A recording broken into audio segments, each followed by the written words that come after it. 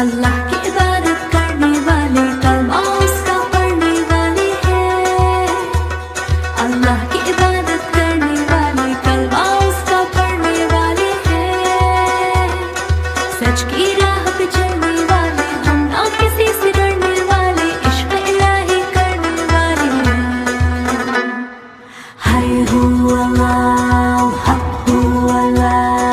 बिस्मिल्लाहिर्रहमानिर्रहीम। अस्सलाम वालेकुम। क्या हाल है दोस्तों? उम्मीद करता हूँ आप सब खैरियत से होंगे। अल्हम्दुलिल्लाह मैं भी बहुत शुक्र है अल्लाह का, बहुत ज़बरदस्त ज़िंदगी गुजर रही है। ज़्यादातर मसरूफियत ही है, क्या करें, काम ही ऐसा है भाई। टूरिस्ट प्लेस पे हूँ मैं।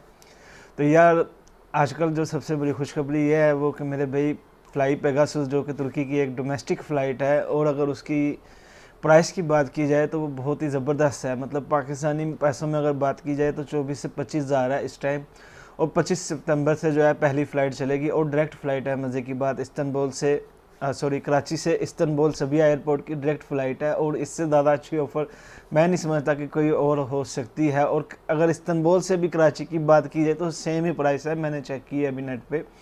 तो 25 की भी फ़िलहाल अभी मैंने चेक किया, 25 की तो कोई फ़्लाइट मुझे नहीं शो हुई, लेकिन 26 की, 27 की, 26 की और 28 की फ़्लाइट जो है 24-25 हज़ार की है।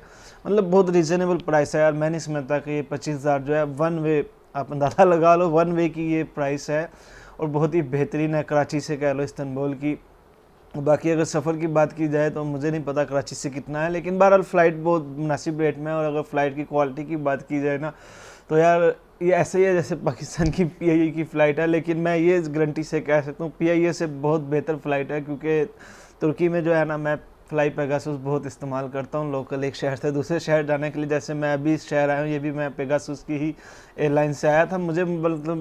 मुझे बहुत अच्छी लगती है। एक तो सस्ती है, दूसरा और क्या चाहिए आपको, सस्ती फ़्लाइट है। क्या बास टाइम ऐसा होता है कि तुर्की में एक शहर से दूसरे शहर में जाने के लिए आपको बस जितने किराए की जो है ना टिकट बाई एयर की मिल जाती है। तो इस वजह से इस फ़्लाइट का बहुत बेनिफिट है। क्या तुर्की में बहुत लोग इसको इस्तेमाल करते हैं, हालांकि ये डरते ये भी हैं कि यार किधर इसका भी कोई सीन ना हो जाए, क्योंकि फ़्लाइट ये भी ऐसे ही है। इनके लोगों का यही मानना है, लेकिन बहुत से लोग यार इस्तेमाल करते हैं, ऐसी कोई बात नहीं। और बहुत अच्छी एयरलाइन है, PIA से कम मैं गारंटी से कहता हूँ कि यार बहुत अच्छी एयरलाइन है। और डायरेक्ट पाकिस्तान से इस्तांबुल की आपको फ़्लाइट मिल रही है कराची से, तो इससे ज़्यादा सस्ती फ़्लाइट या इससे सस्ती ऑफ़र आपको नहीं मिलेगी। क्योंकि तुर्किश एयरलाइन की अगर आप बात करो ना, 70-80 हज़ार खाली वन वे की है यार, जो कि बहुत ज़्यादा ओवर चली जाती है प्राइस। तो यार मैं ये वीडियो सिर्फ इसलिए बना रहा था कि आपको एक तो ये पता लग जाए कि यार डायरेक्ट फ़्लाइट है और बहुत ही सस्ती है। और यार एक वजह ख़ास ये भी है वीडियो बनाने की, क्योंकि अभी भी बहुत से लोग बाई रोड आने का सोचते हैं। आना चाहिए, इसमें कोई शक की बात नहीं, लेकिन यार बाई रोड 6 दिन 4 दिन तो नॉर्मल सफ़र है। अगर आप स्टे करते हो तो आपके स्टे के ऊपर है, अगर नहीं करते हो तो 4 दिन का सफ़र है टोटल, लाहौर से इस्तांबुल का जो मैंने किया था।